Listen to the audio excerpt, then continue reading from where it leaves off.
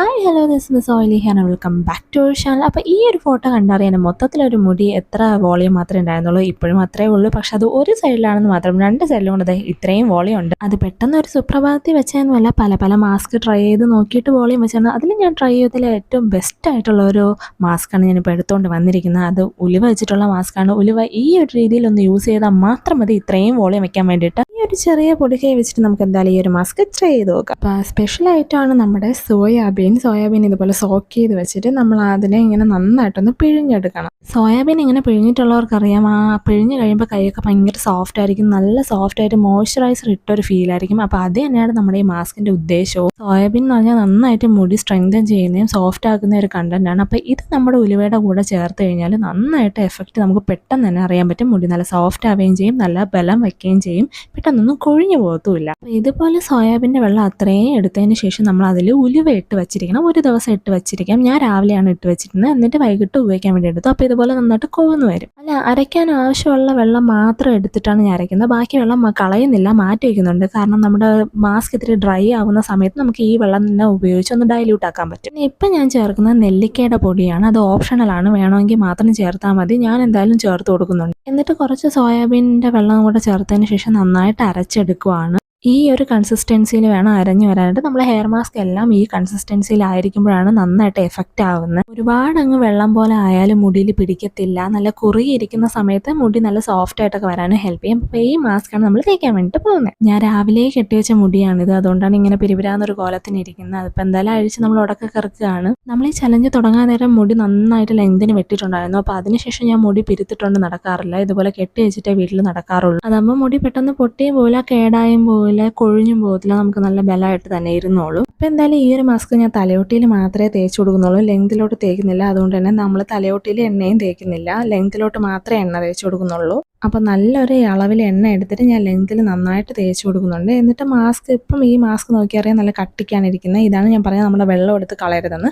വെള്ളം ഇതുപോലെ ഒഴിച്ച് അതിനെ ഡൈല്യൂട്ട് ആക്കിയിട്ടാണ് ഞാൻ തലയോട്ടിയിൽ തേക്കാൻ വേണ്ടിയിട്ട് പോകുന്നത്. എന്നിട്ട് ഈ ഒരു കൺസിസ്റ്റൻസിയിലാക്കിയിട്ടാണ് തേച്ച് കൊടുക്കാൻ പോകുന്നത്. ആദ്യം തന്നെ തലയോട്ടിയിൽ ഈ വകുപ്പെടുത്തിരിക്കുന്ന ഭാഗത്തൊക്കെ തേച്ച് കൊടുത്തിട്ടാണ് പിന്നെ സെക്ഷൻ വൈസ് ആയിട്ട് തേച്ച് കൊടുക്കുന്നത്. എന്തായാലും തലയോട്ടിയിൽ എല്ലായിടത്തും ഈ മാസ്ക് എത്തിയെന്ന് ഉറപ്പ് വരുത്തണം. അതുകൊണ്ട് ചെറിയ ചെറിയ സെക്ഷനായിട്ട് എടുത്തിട്ട് ഓരോ സെക്ഷൻസിലും തേച്ച് കൊടുത്താൽ മതി. ഈ വീഡിയോയിൽ കാണിച്ചിരിക്കുന്ന അതേപോലെ മെത്തേഡ് ഫോളോ ചെയ്താൽ നന്നായിരിക്കും. ഓരോ സെക്ഷനായിട്ട് എടുത്തിട്ട് അതിൻ്റെ ഫ്രണ്ടിലും ബാക്കിലും ഇതുപോലെ നന്നായിട്ട് തേച്ച് കൊടുത്തിട്ട് നമ്മൾ ചെറിയൊരു മസാജും കൂടെ കൊടുക്കണം. അതാണ് ഹൈലൈറ്റ്. ഓരോ ചെറിയ സെക്ഷൻസും എടുത്ത് മാസ്ക് തേച്ച് പിന്നെ അതിൽ മസാജും കൂടെ ചെയ്ത് കൊടുക്കുന്ന സമയത്ത് നമുക്ക് തലയോട്ടിയിൽ അത്രയും മാസ്ക് എത്തിയെന്ന് നമുക്ക് ഉറപ്പാക്കാൻ പറ്റും. നന്നായിട്ട് മുടി കൊഴിച്ചിൽ കുറയ്ക്കുന്ന ഒരു സാധനമാണ് ഉലുവ. അതുപോലെ തന്നെ നന്നായിട്ട് ബേബി ഹെയർസ് വരാനും സഹായിക്കും, ഡാൻഡ്രഫും കുറയും. അതിൻ്റെ കൂടെ നമ്മൾ ഈ സോയാബീനും കൂടെ ജസ്റ്റ് ഒരു ആഡ് ഓൺ ആയിട്ട് ആഡ് ചെയ്ത് കൊടുത്താൽ നല്ല എഫക്റ്റാണ്. സാധാരണ ആരും സോയാബീൻ വെച്ചിട്ടൊരു മാസ്ക് ചെയ്യണമെന്ന് ഞാൻ കണ്ടിട്ടില്ല. ഞാൻ എന്തായാലും ഈ പ്രോട്ടീൻ സോഴ്സുള്ള ഫുഡ് തപ്പിപ്പിടിച്ച സമയത്ത് കണ്ടതാണ് സോയാബീൻ. അപ്പോൾ എന്തായാലും അതിൻ്റെ വെള്ളം കൂടെ പിഴിഞ്ഞെടുത്ത സമയത്ത് നല്ല സോഫ്റ്റ് ആയിരുന്നു. അങ്ങനെ സെർച്ച് ചെയ്ത് പോയപ്പോഴാണ് ഇതിൻ്റെ നല്ല ഗുണങ്ങൾ മനസ്സിലാക്കി. അങ്ങനെയാണ് ഞാൻ പണ്ട് ഇതൊന്ന് ട്രൈ ചെയ്ത് തുടങ്ങിയത്. പക്ഷേ എൻ്റെ റിസൾട്ട് എന്നെ തന്നെ ഞെട്ടിച്ച് കളഞ്ഞു. കാരണം മുടി നന്നായിട്ട് സോഫ്റ്റായി, അത് മാത്രമല്ല മുടി നന്നായിട്ട് സ്ട്രെങ്ത് വെക്കാനും തുടങ്ങി, ബേബി ഹെയർസ് ഒത്തിരി വരാൻ തുടങ്ങി. അപ്പോൾ എന്തായാലും വോളിയം വെക്കാൻ വേണ്ടിയിട്ട് നമ്മൾ ഉലുവ ഉപയോഗിക്കുന്നതിൻ്റെ കൂടെ സോയാബീനും കൂടെ ഉപയോഗിച്ചാൽ ഭയങ്കര ഇരട്ടി റിസൾട്ടാണ്. മാത്രമല്ല നമ്മൾ ഈ സലൂണിലൊക്കെ പോയിട്ട് 800 രൂപ, 1000 രൂപ, ചിലപ്പോഴൊക്കെ 5000 രൂപയൊക്കെ കൊടുത്ത് പ്രോട്ടീൻ ട്രീറ്റ്മെൻറ്റ് ചെയ്യുന്നതിനും ഇരട്ടി ഫലമാണ് നമ്മുടെ ഈ 10 രൂപയുടെ സോയാബീൻ കൊണ്ട് നമുക്ക് കിട്ടാൻ പോണേ. ഞാൻ സലൂണിലൊക്കെ പോയിട്ട് പ്രോട്ടീൻ ട്രീറ്റ്മെൻറ്റും പ്രോട്ടീൻ സ്പായും ഒക്കെ ചെയ്തിട്ടുള്ള ഒരാളാണ്. അപ്പം അത് വെച്ച് നോക്കുമ്പോഴത്തേനും എനിക്ക് ഈ നാച്ചുറൽ പ്രോട്ടീൻ മാസ്ക് തന്നെയാണ് ഇരട്ടി ഫലമായിട്ട് തോന്നിയത്. പൈസയും കുറവാണ്, എഫക്റ്റും അതിൽ നിന്നും കിടിലാണ്. സലൂൺ ട്രീറ്റ്മെൻറ്റ് ആകുമ്പോൾ ഒരു ദിവസമൊക്കെ മുടി നല്ല സോഫ്റ്റ് ആയിട്ട് കിടക്കും, പിറ്റേ ദിവസം എണ്ണ വെച്ച് കുളിക്കുമ്പോൾ അത്രയും പോകും. പക്ഷേ ഇത് അങ്ങനെയല്ല, മുടി നല്ല സോഫ്റ്റ് ആയിട്ട് കിടക്കും, ഡാൻഡ്രഫ് അത്രയും മാറും, മുടി കൊഴിച്ചിൽ മാറും. മാത്രമല്ല മുടി പുതുതായിട്ട് പൊടിക്കുകയും ചെയ്യും, നന്നായിട്ട് വോളിയം വയ്ക്കുകയും ചെയ്യും. പക്ഷേ വോളിയം വയ്ക്കാനായിട്ട് നമ്മളിത് കണ്ടിന്യൂസ്ലി ഇട്ട് കൊടുക്കണം. എന്തായാലും ഞാൻ ഈ മാസ്ക് എനിക്ക് മുടി തീരെ വളരാത്ത ഏരിയാസിലാണ് ഞാൻ കൂടുതൽ ഇപ്പോൾ ഇട്ട് കൊടുത്തുകൊണ്ടിരിക്കുന്നത്. ഈ ഒരു ഫ്രണ്ട് പോർഷൻ, ചെവിയുടെ പിറകിൽ, അങ്ങനെയുള്ള ഏരിയാസിലാണ് ഞാൻ കൂടുതൽ ഇട്ട് കൊടുത്തുകൊണ്ടിരിക്കുന്നത്. നിങ്ങൾക്ക് എവിടെയാണോ മുടിയൊക്കെ കുറവ് അവിടെ ഇത് ഒന്ന് ചെയ്ത് കൊടുത്താൽ മതി. എന്തായാലും മാസ്ക് അത്ര ഇട്ടതിന് ശേഷം നമ്മൾ ചെറിയൊരു മസാജ് ഇങ്ങനെ റൗണ്ടിന് കൊടുത്തതിന് ശേഷം ഞാൻ കെട്ടി വയ്ക്കുന്നുണ്ട്.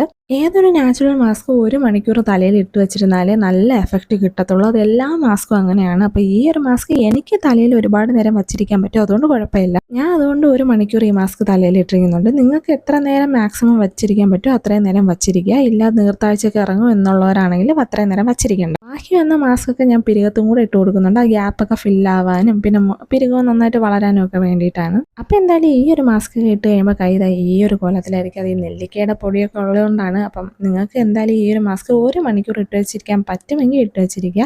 ഇല്ലെങ്കിൽ മിനിമം ഒരു 15 മിനിറ്റെങ്കിലും ഇട്ട് വെച്ചിരിക്കണം. എന്നാലേ എഫക്റ്റ് വരത്തുള്ളൂ. പിന്നെ ഷാമ്പൂ ഇട്ട് കഴുകി കളയണ്ട. പിറ്റേ ദിവസം അങ്ങനെ ഷാമ്പൂ ഇട്ട് കഴിയാൻ മാത്രം മതി. ഹൗസ്ലേഴ്സിന് സോയാബീൻ കിട്ടാനൊന്നും വലിയ പാടൊന്നുമില്ല. ഉലുവയും പൊടിച്ചെടുത്ത് ഈ മാസ്ക് ചെയ്ത് നോക്കിയാൽ മതി. അപ്പോൾ ഇന്നത്തെ വീഡിയോ ഇത്രയേ ഉള്ളൂ. വീഡിയോ ഇഷ്ടപ്പെട്ടാൽ ലൈക്ക് ചെയ്യുക, സബ്സ്ക്രൈബ് ചെയ്യുക, കമൻറ്റ് ചെയ്യുക.